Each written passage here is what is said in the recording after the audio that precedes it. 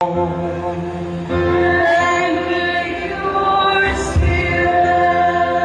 reading from the Holy Gospel according to Luke. Glory to you, O Lord. Jesus said to his disciples, "Gird your loins and light your lamps, and be like servants who await the master's return from a wedding, ready to open immediately when he comes and knocks. Blessed are those servants whom the master finds vigilant on his arrival. Amen, I say to you, he will gird himself, have the servants recline at table, and proceed to wait on them. And should he come in the second or third watch and find them prepared in this way, blessed are those servants. Be sure of this, if the master of the house had known the hour when the thief was coming, he would not have let his house be broken in two. You also must be prepared, for at an hour you do not expect, the Son of Man will come." The Gospel of the Lord. Of course, our beloved parishioners present in this Eucharistic celebration, good afternoon. In today's Gospel reading, my dear friends, Jesus gives us a very important reminder which we need to bear in mind all the days of our lives. Gird your loins and light your lamps. In the Visayan rendition of this Gospel reading, ingon aga to Ginoong Jesucristo, "Pagngandam kamo sa bisan unsay mudangan. Baksig hugot ang inyong mga bisti, o dagkuti ang inyong mga sugat." Pangandam sa bisan unsay mudangan. And towards the end of the Gospel, Jesus keeps on repeating this. You also must be prepared. You must be prepared. For an hour you do not expect, the Son of Man will come. Nganong kinahanglan matag kanunay ang andam diha sa atong kinabuhi. Duha ka mga butang mga igsuon ang atong timan-an, o duha ang ka mga hinungdan nganong kinahanglan tang mangandam kanunay sigon sa giingon sa ebanghelyo karon. Primero, kinahanglan tang mangandam kay wa kita mahibaw unsay dangatan nato sa umaabot. We cannot predict and we cannot ascertain the future. Wa kita mahibaw unsay mahitabo nato ugma. Way nahibaw mo sa mahitabo na to karong Domingo, sunod buwan, sunod tuig. Everything belongs to the will of God. Kita nga nanimba karon, kamong gatapad haglingkod, ako nga gatindog dinhi sa walihan. Wata kahibaw. O kung sa'y mahitabo na to sunod simanag na apabata. Wata mahibaw o sunod simana o makasimba pabata. Kamatuuran man ang aditag kalimot. Ang mga dagkog ranggo, ang mga maayog trabaho, wa takahibaw o pila kabuan, di kanyana mabangkaruta, mabangkrap ilang kompanya.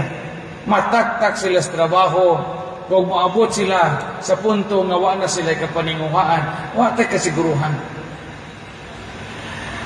Ang mga maayog lawas, wa gyapon tay kasiguruhan. Kay matagkaroon niya, moabot ang sakit, moabot ang disgrasya, moabot ang mga dili mayong panghitabo nga wa na ito paabuta.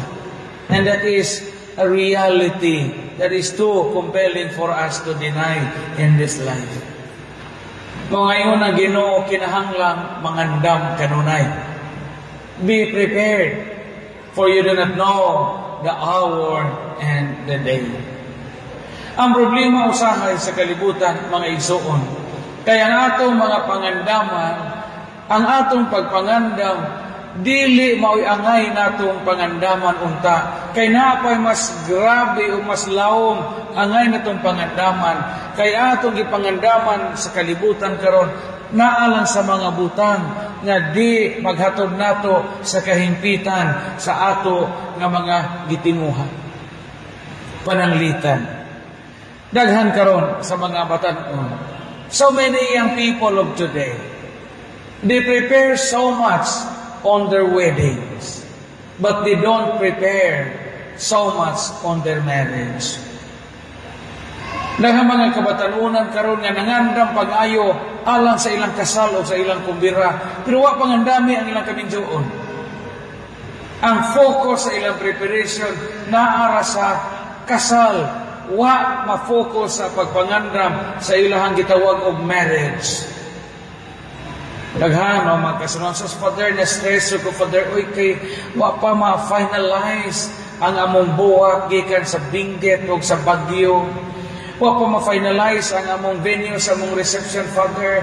Wa pa ko kakontak sa among videographer nga mo video na mo ini-prenup na mo sa laya, baklayon, aron magsandig-sandig o maglitad-litad na itong pagatpat o gatuang bakhaw atong kilid. Wa pa ka pangandam, Father. Saon na lang niya among kasal na wuri jud ko, Father.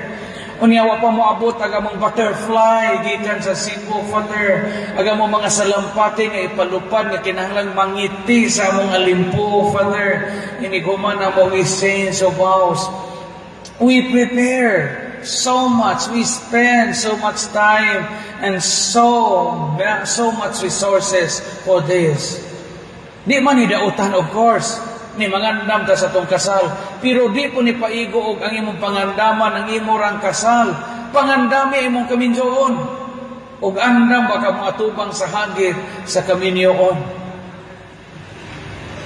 Ang pagpangandam sa kasal gamay ra na nga bahin sa tinuod nga pagpangandam. Ang imong pangandaman kung makasinabot ba mo ana imong giminjoan nga sugarog, kung makasinabot pa man imong giminjuan nga palahubog, o makasinabot pa mo ang imong asawa nga gasigir ragyaw-yaw, o nasigit pa maligja ana imong alahas nga mahalon.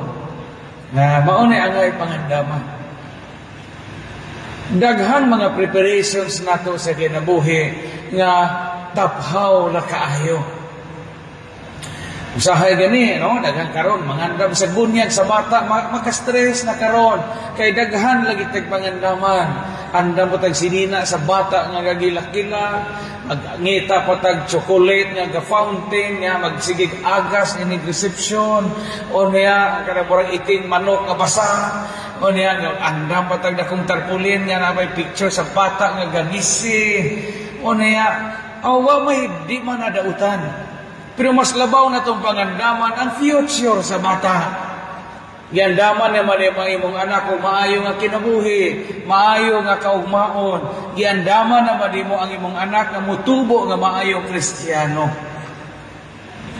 Una karon, unsaon man nato pagpangandam kung maminaw kita sa Ebanghelyo karon.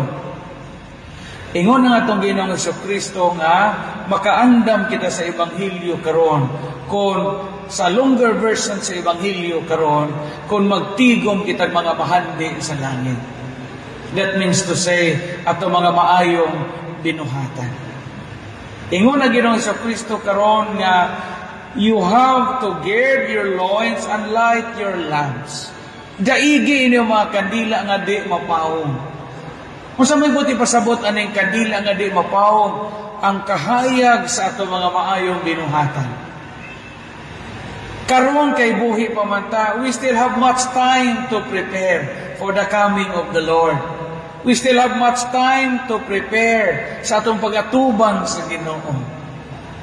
Continue to do good. Remember always nga ang pagbuhat og maayo maghatod na nato ngadto sa kinabuhing dayon. Maunay mga bahandi sa langit ug mauna ang buti pasabot sa giingog gasiga ang atong mga suga. Kay numdum usa sa kaistorya, day usa ka taga-Bohol nga namatay. Ngayon ikamatay day nato, ablihan day dito sa langit ang gitawag og Book of Life. Nga kadungog mana no, ingon nila, libro sa kinabuhi.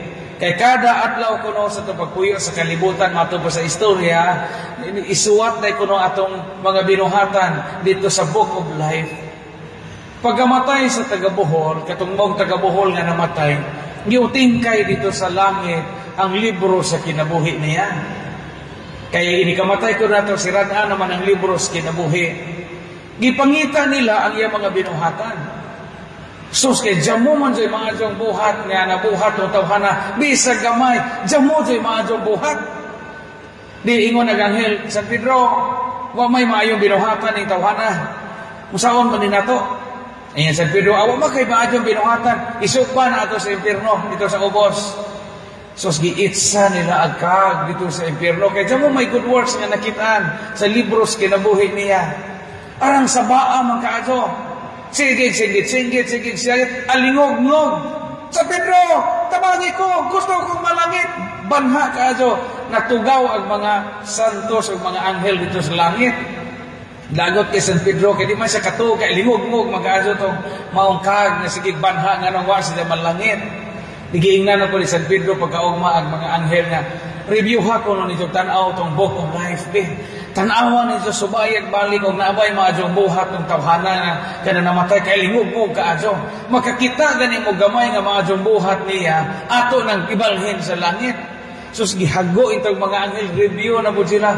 Pag-review nila diha may nakita nila nga maayong buhat. Gamay ra kaayong good work nga nahimo atong taga-Bohol nga namatay. Kay mo mugunsay ijang gamay nga maayong buhat. Nakahatag sa sibuyas nga dahonan sa iyang ugangan nga di ni sa ikasinabot. Maura jo to'y maadjong buhat ni sa tibuok kinabuhi. Nakahatag sa sibuyas dahonan sa iyang ugangan nga di po ni sa ikasinabot.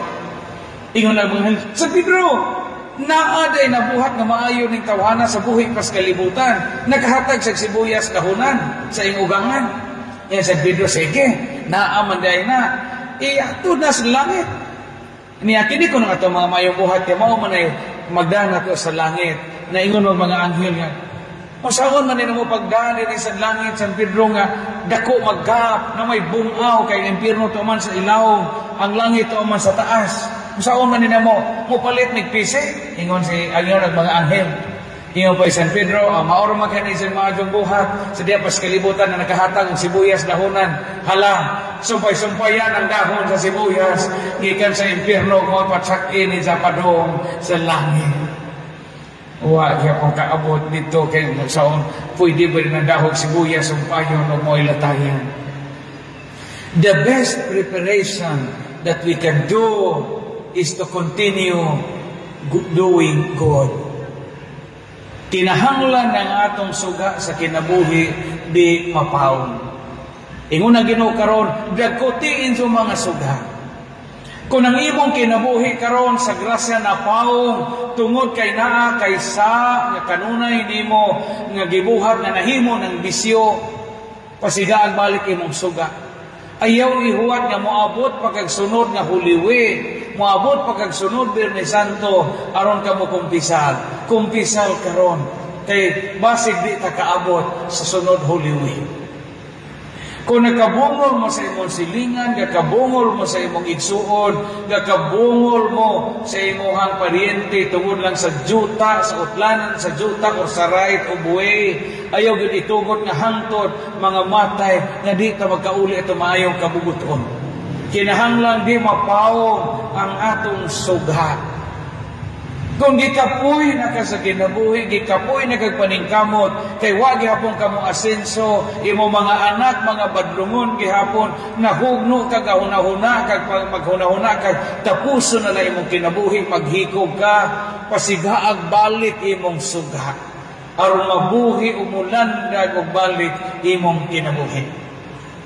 Mao na gipasabot sa Ebanghelyo karon, pangandam dagkuti ang inyong mga suga o baksig hugot ang inyong mga sinina sa inyong hawak, ang bako sa inyong hawak. We must always be prepared.